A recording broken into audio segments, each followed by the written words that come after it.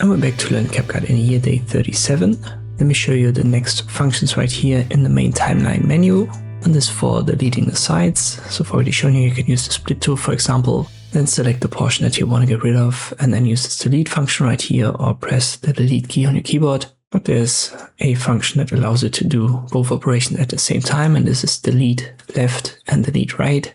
Just reposition your marker, and then if you use delete right, everything to the right of it will be deleted and to the left will be kept.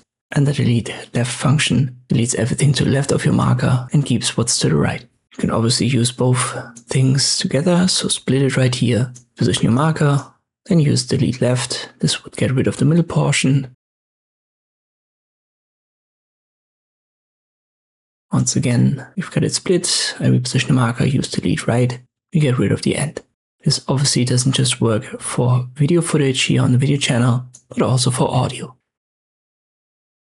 And this is how you can delete the sides in CapCut. Hope this video was helpful, thank you for watching, and I'll see you next time.